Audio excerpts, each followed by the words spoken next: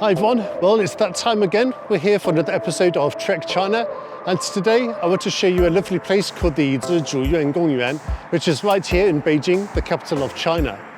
This park is opposite me here on the other side of the road, and I've chosen this place because it's only about 2 kilometers away from the hotel where I'm staying.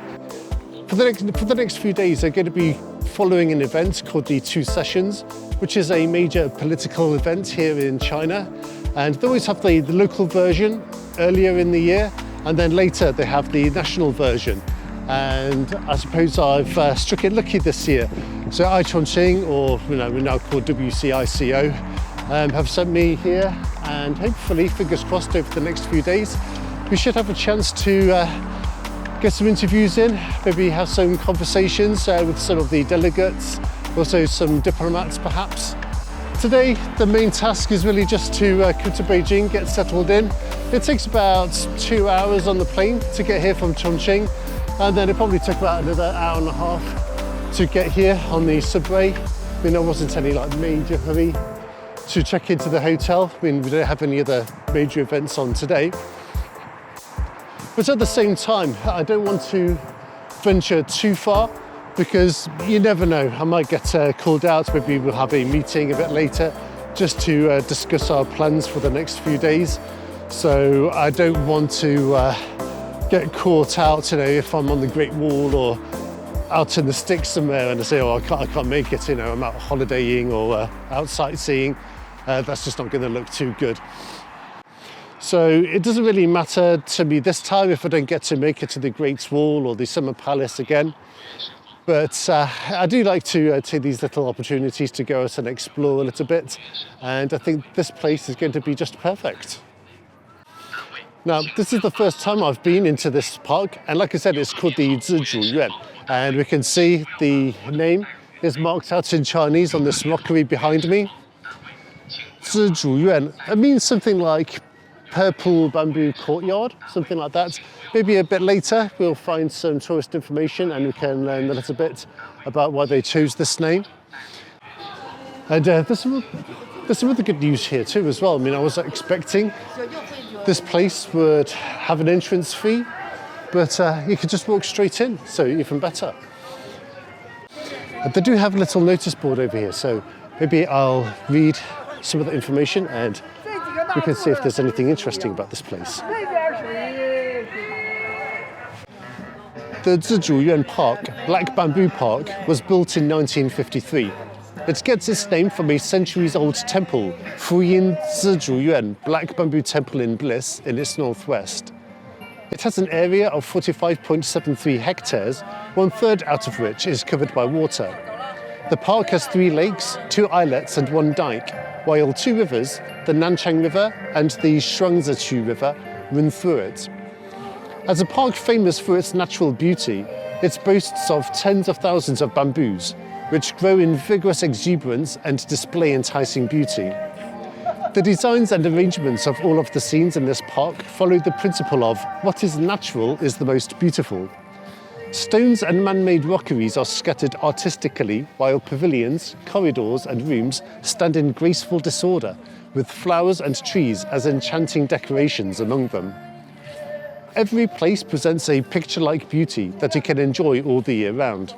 In the warm spring breeze, the thin bamboo buds and hundreds of flowers break out into blossom. The summer mist draws an enticing veil on the little boat that sways on the lake, covered by flourishing lotus leaves. In the autumn rain, the maple leaves turn to flaming red, and everything seems to be in full enjoyment of the moisture. The winter snow presents the best backdrop for appreciation of the lofty pines and bamboos.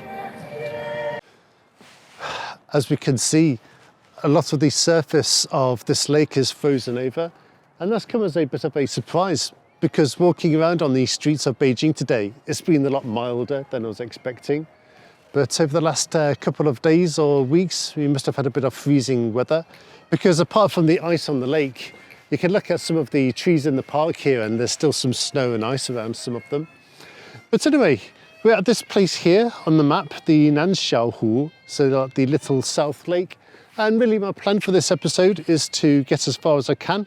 I'm going to walk around the periphery of the lake, and hopefully I'll get back to the east gate or the south gate before my camera runs out of juice. Now, this boating lake here looks very nice.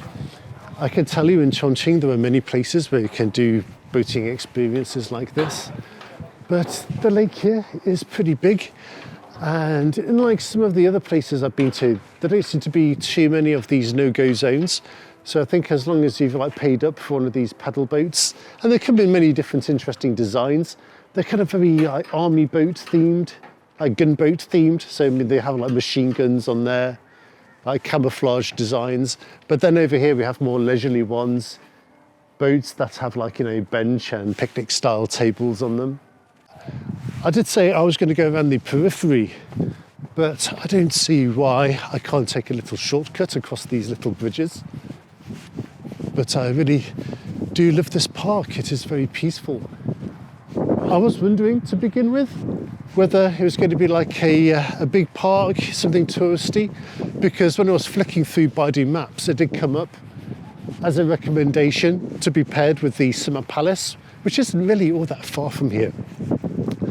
I suppose it might have been a bit more of an idyllic place to make an episode of Trek China.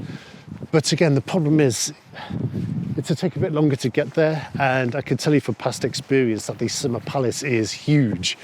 If I went there and made a vlog, an episode of Trek China, then we would take the best part of a whole afternoon. But this park here, I think we can cover this maybe in the best part of an hour or so.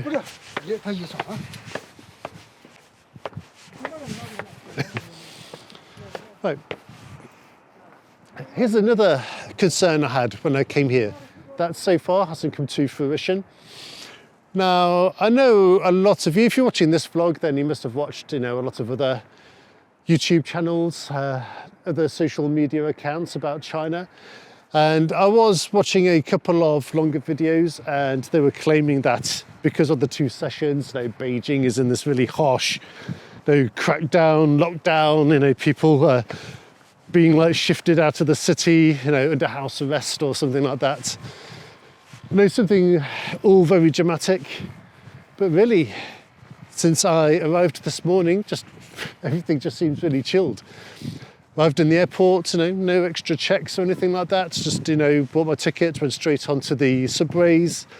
Didn't get fleeced or checked or anything like that. Just went straight through to Xizhimen station, and that was fine. So really, so far, so good. I mean, there's nothing really major going on at all at the moment.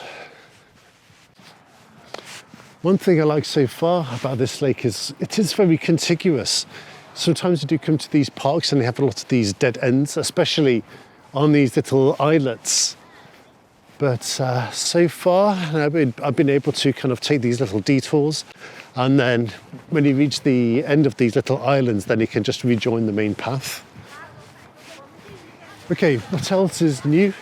Well, my last episode of Trek China was filmed at the Great Central Railway in Leicester, and that must have been about 2 or 3 days before I returned to Chongqing. So I didn't get an opportunity to make any extra vlogs. I kind of spent the rest of the time with their family, and when I had a couple of spare moments, I worked on the editing. The trip back to Chongqing was absolutely fine. I managed to sleep off a lot of that flight. Well, it was a little bit faster coming back to Chongqing. It must have been just over 11 hours, maybe 11 hours and a quarter. Now, I have heard a lot of stories, in the chats about that flight between Chongqing and London. But actually, in my experience, it wasn't that bad at all. I wouldn't go as far as to say I enjoyed it, because, the seat was a little bit cramped. But overall, I thought it was fine and really good value. I remember that flight back, we kind of made it as far as Latvia or something like that, and that was the last thing. I remember for a couple of hours, I woke up and we were kind of somewhere halfway across Kazakhstan. And then from there, it was only another 3 or 4 hours until we arrived back in Chongqing. Oh, I think over here we have a place called the Zizhu Chanyuan. I think this might be one of the temples that they described, or little courtyard that they described on that introduction by the main entrance.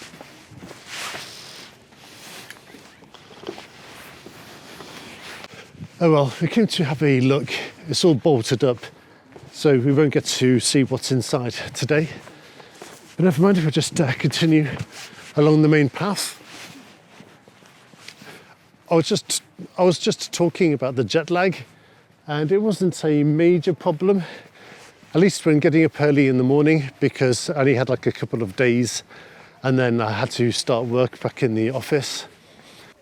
There was one day where I met a photographer from Chongqing in Xizhimen. We did that in the morning, and then my plan was to go home and write up in the afternoon. But I kind of made the mistake of thinking, oh, I'm feeling a bit drowsy, I'll go to bed, maybe sleep for like 20, 30 minutes. But you know what happened next, I woke up and it was like about 5 o'clock in the afternoon and the whole day was basically written off. And there was a point over the last week where I nearly had the opportunity to go out and film some of these spring blossoms, because they've kind of come early in Chongqing. It's kind of funny that in my time in England, the weather in Chongqing was meant to be really beautiful, just clear blue skies for the whole spring festival, and even a couple of days beyond, and temperatures kind of up into the 20s. My wife was saying that she took our younger daughter to Happy Valley, and people were there in their shorts and t-shirts and all that. And that was kind of mid to late February, and it kind of seems that that spell of nice weather kind of made the trees bloom a little bit earlier, because normally the blooms don't come out until early to mid-March. But then just around the time that the blooms came out, we had this sudden cold snap set in, and that really coincided with my return back to Chongqing. So when I met with that photographer in downtown Xizhimen, he was telling me that really this year hasn't been so great for filming the plum and peach blossoms in Chongqing, just simply because by the time they came out, the weather had already changed. It had gone back to kind of drab, overcast and cold. So really, we just didn't get those same beautiful spring scenes as we normally do. That's interesting. If you have a look over here, there are some people waddling down in the lake. I don't know what they're doing. Perhaps they're dredging it or something. If we have a look at some of the plum trees here, we can see they are showing signs of blossoming. Maybe I'll try to bring the camera just a little bit closer. I was just saying then, in Chongqing, the plum trees have blossomed early, but the situation is different, of course, in Beijing, because it's not exactly the same climate. We're about, I would guess, about 1,500 kilometers away to the northeast. So whatever happens in Chongqing, when it comes to spring blooms, it's probably going to be like 2 or 3 weeks later up here in northeastern China. Right, I think this is the southern entrance coming up. I'm not 100% sure. I haven't really been paying attention to where I'm going. But in any case, I think it's about time for us to begin wrapping up. I really love this park. I've had a really good time. It's great to see people both young and old coming here to relax. I really love that boating lake. That reminds me vaguely of some childhood memories in the UK. And I've also noticed they have a lot of weeping willows here in Beijing, which is a very common tree that you can find in the UK. At the same time, I haven't really touched on any big serious topics. My intention all along was really just to bring you out for a quick stroll and touch base, let you know what has been going on for the past 2 weeks and really what my plans are for the rest of March. I think at the earliest I'll be going back to Chongqing tomorrow, but depending on our level of access during the 2 sessions, it could be as late as next weekend. But in any case, I think coming up over the next few weeks, we're going to have some trips into the districts and counties of Chongqing, and that will give us a great chance to go out into the countryside, do some treks, and maybe even climb up a mountain. That is something that I really want to do. But anyway, thank you for watching. Do keep those comments coming. I really love the interaction, and I will catch you for another vlog back in Chongqing one day real soon. Thanks, and catch you later.